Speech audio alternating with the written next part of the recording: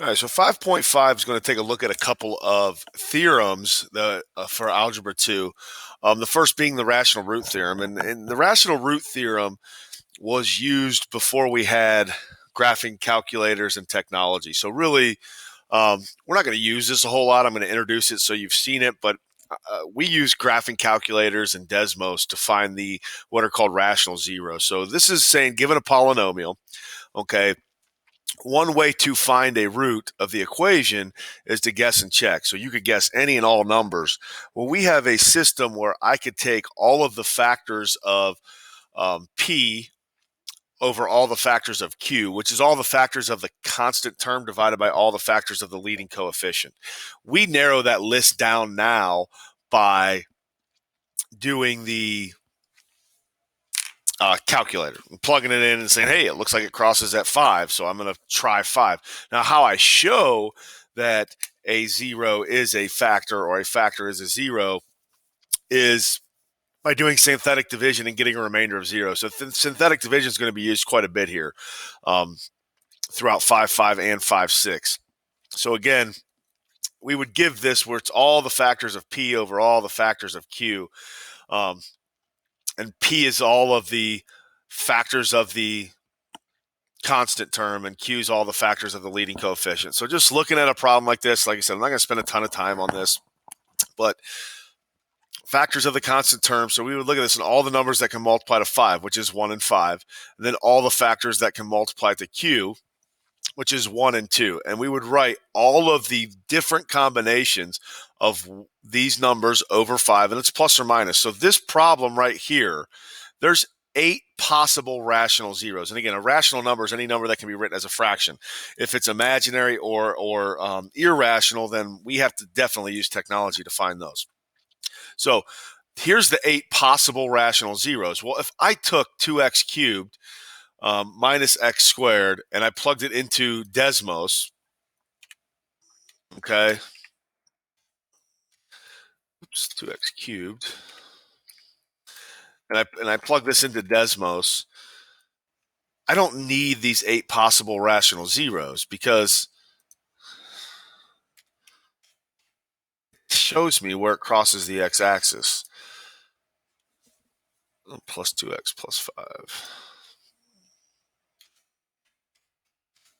Oh, you can clearly see that it crosses the x-axis here at -1. And then now what we're going to be doing a whole lot these next 2 sections is we're going to say, okay, well, show me that that is a 0. So how would you show me? And that would be by doing synthetic division. Okay, so I'm claiming that it crosses at -1. If I ask you to show me, you can't just say, oh, look at this picture. I have to actually see the mathematical proof. And the mathematical proof is by doing synthetic division and getting a remainder of 0. Okay. And again, we multiply, add down, multiply, add down, multiply, add down, and bam, that right there is the mathematical proof that yes, this is indeed a 0. And if this is a 0, the factor could be written as x plus 1. So again, we got to be able to go back and forth from 5.4. This is the remainder theorem. If I get a remainder of 0, that means that whatever I used out here is indeed a 0. Okay, so again, what are the rational roots? We're not going to go through these problems. You could plug them into the graphing calculator or plug them into Desmos, and we would find it where it crosses the x-axis very easily. Okay, so the next thing is the remainder and factor theorem. So I got a couple problems like this that say given f of x equals 3x cubed minus 4x plus k, and x minus 1 is a factor, then what is the value of k? We're going to use the remainder theorem from 5.4, which says if x minus 1 is a factor, okay, then the 0 would be a positive 1, so we always use the opposite, which means f of 1 would equal 0. So if I plug in a 1 to every single one of these x's, I'm going to let it equal to 0. So again, all I'm doing is plug in x and set equal to 0. what the heck? Equal to, there we go, to 0. Now, how did I get this 1? I'm always going to use the opposite of the factor that's given. So if I said x plus 2 was a factor, I would use negative 2. If I said x minus 8 is a factor, I would use positive 8. And all I'm doing is plugging these values in to x. I leave the k because that's what I'm trying to find. So I'm going to do the math here. 3 times 1 minus 4 plus k equals 0. 3 times 1 is 3 minus 4 plus k equals 0. And I get negative 1 plus k equals 0. I add 1, and I get k is equal to 1, which means this problem, 3x cubed minus 4x plus 1 equals 0, is my polynomial. And I can always go back and check that by doing synthetic division. 3, 0, negative 4, 1. Now, I want to make sure that I mention this because I'm not sure I did a great job in 3.4. Every single term has to be accounted for. So notice how I have a 0 here. That's to account for the x squared term. There's no x squared term, so I have to put it. Okay, and we're saying that 1 is indeed a factor. So I drop the first term, I multiply, I add down, multiply, add down, and that right there is mathematical proof. So again, they're just asking you to find k, which in this case is 1. And again, all we do is plug in x and set it equal to 0. The key is knowing what x is. X is the opposite of the given factor. So if we look at another example, okay, it says given this problem and the remainder, when x is divided by x minus 4 is 35, then what is the value of k? So in this case, it doesn't tell you that it's a 0 like it did in the last problem. I'm going to set this equal to 35. So I'm going to, again, what am I going to plug in for x? Whatever the opposite of this factor is. So x is going to equal 4. Okay, so I'm going to have 2 times 4 squared plus k times 4 plus 19. And in this one, it's not set equal to 0. It's telling me the remainder is 35. So I'm going to set it equal to 35. And now I just have a simple math problem to do. Make sure you do exponents first. So 2 times 16 plus 4k plus 19 equals 35. 2 times 16 is 32 plus 4k plus 19 equals 35. I'm going to combine like terms. 32 plus 19 is 51. Okay, 51. Make sure that math is right. 32, 19, 1, 1. Yep. 51 plus 4k equals 35. I subtract 51. 4k equals negative 16 divided by 4, and I get k is equal to negative 4. So again, the key is finding what I'm going to plug in for x, and then knowing what I'm going to set it equal to. And it's either whatever the remainder is. If the remainder is 0 like it was on the last problem, or I tell you it is a factor, then we always set it equal to 0. If I give you a remainder, that's what we set it equal to. And it says, what's the value of k? And you just plug in negative 4. And again, I could do synthetic division. Okay, 2, negative 4, 19, and I should get a remainder. I should get a remainder of 35. So 8, 4, 16, and there's 35. So there's my remainder. Okay, so I can always check those by doing synthetic division. Okay, the next thing is the conjugate root theorem. This deals with radicals or irrational numbers and also deals with complex numbers. So we'll start off with, we kind of have like a cheat. So if I give you 1, 0, there's automatically 2 given if it's imaginary or it's a radical. Okay, so they come in conjugate pairs. So if I tell you that the square root of 5 is a 0, automatically negative square root of 5 is a 0. If I tell you that 3i is a 0, then automatically negative 3i is a 0. Then they start getting a little bit uglier, where if I gave you a 4 plus square root of 2, 4 minus square root of 2 would automatically have to be given. Okay, and we kind of put these in parentheses. Same thing with our complex numbers. If I have like a 7 plus 2i, its conjugate is automatically a 0. It doesn't have to be given, so it would be 7 minus 2i. And this is used for what we're going to get into next section, which is the fundamental theorem of algebra, which is really important. Basically, if I give you a 5th degree polynomial, you have to be able to find 5 zeros. If I give you a 3rd degree polynomial, you have to be able to find 3. Well, I might only give you 1 or 2, and you're responsible to find the other, and we have to know that conjugates automatically have another 0. So this says a quartic polynomial has rational coefficients of square root of 2 and 1 plus I. What are the other two roots? Well, with the square root of 2, it would just be negative square root of 2 because that's the conjugate. And with 1 plus I, it would just be 1 minus I. So it's not very difficult. We just change the sign. Okay, a cubic polynomial. This is rational, so it doesn't have an opposite. This is only for complex numbers or if it's written as a radical. Okay, so the conjugate would be 3 plus 2i, and here are the 3 zeros. 2 of them are given, and we have to know to write the complex conjugate. Now, what is this used for? Well, if I give you a problem that looks like this, okay, what is a 3rd degree polynomial function with rational coefficients that has roots of negative 4 and 2i? So basically, negative 4, 2i are given. Where's the 3rd zero or root? It's the conjugate of 2i, which is negative 2i. So now, how do we write these as factors? We put an x in front and change the sign. We put an x in front and change the sign.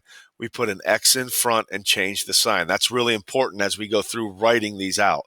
Now, always multiply the conjugates first. I'll show you why. So I'm going to leave the x plus 4 out here. This is going to become x squared plus 2ix, I know it looks like a mess, minus 2ix, but look what happens when you multiply the conjugates. These middle terms will always cancel. And then when I multiply negative 2i times positive 2i, it gives me a negative 4i squared. So we've got to remember back from chapter 4, what does I squared equal? And that would be a negative 1. So basically, I have an x squared minus 4 times negative 1, which is x squared plus 4. So I'm going to write this over here, okay? I'm going to write this over here. All I did was keep carrying this down, x plus 4, x plus 4. I knew I was going to run out of room. All it does is change the sign of this. Get rid of the I squared, change the sign, gives me a plus 4. Now I multiply these two and FOIL. So it gives me x cubed. X times 4 is 4x. X times, oh, sorry, not that one. I already did both those. I did this term by both of these. Now I'm going to do the 4 times both of these. So plus 4x squared and plus 16. Now put it in standard form. X cubed plus 4x squared plus 4x plus 16. X cubed plus 4x squared plus 4x, that would be C. Big problem that they use on ACT. So you need to be able to write each zero or root as a factor. Okay, so I'll give you an easy one here. And I want to talk about this because this is really easy to write as a factor. Remember, we put an x in front of it and change the sign. This one here, okay, we put the denominator in front of the x. Denominator in front of the x. Okay, so 3x. And then we put the opposite of the numerator. Anytime it's given to you as a fraction. Okay, so we put the opposite of the numerator.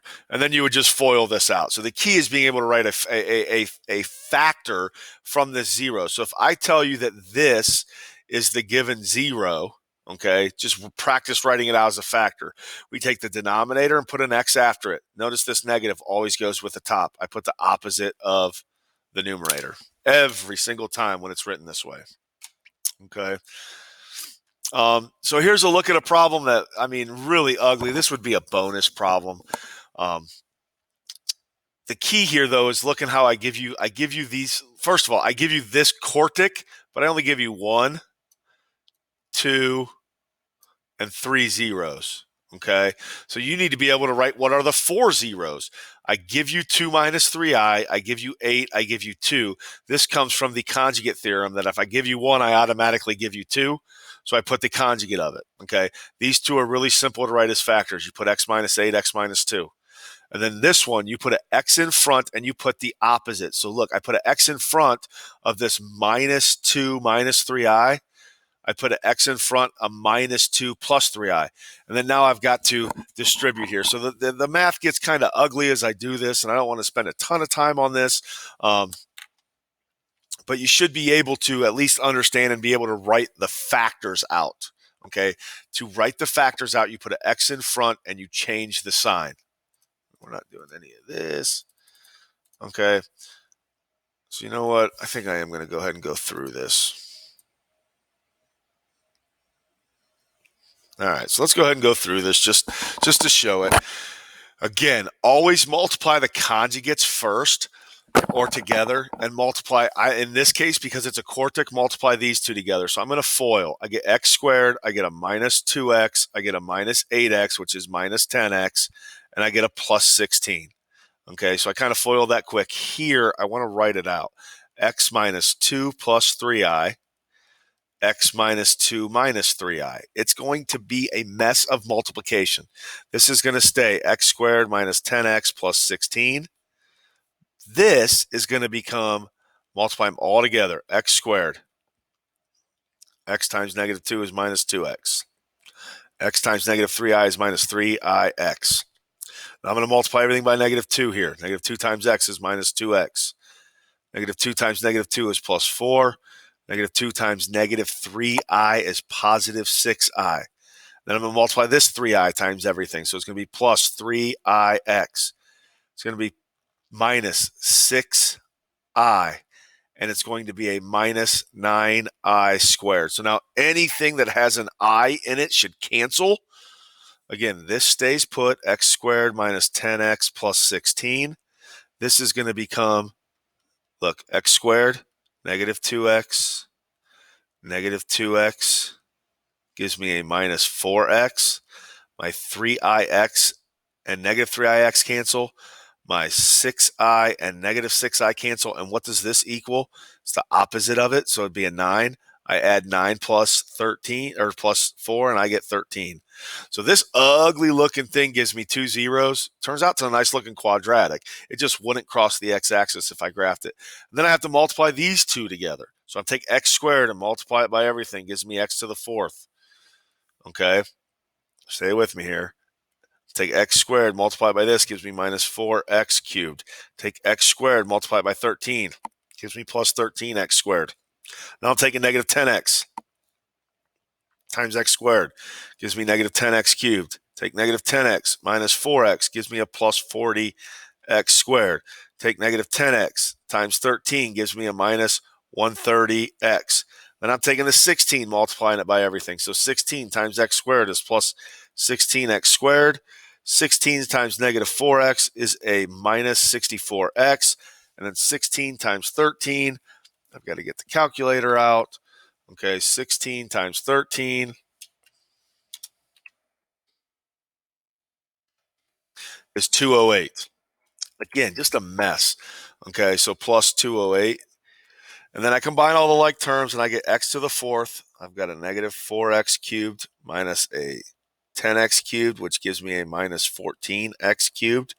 I've got a plus 13, plus 40, plus 16. So 13 plus 40 is 53, plus another, or 53 plus another 16 is plus 69x squared. Okay, so I've added these together. Now I'm adding my x's, so I got a minus 130 and a minus 64, which gives me a minus 194x. And then I got the plus 208 at the end. If I were to graph this onto Desmos, it would cross at 8 and 2. So I don't even think I have any problems like this. You just have to be able to write the conjugates. But something you should be able to do, and I might put a bonus problem like this on the quiz.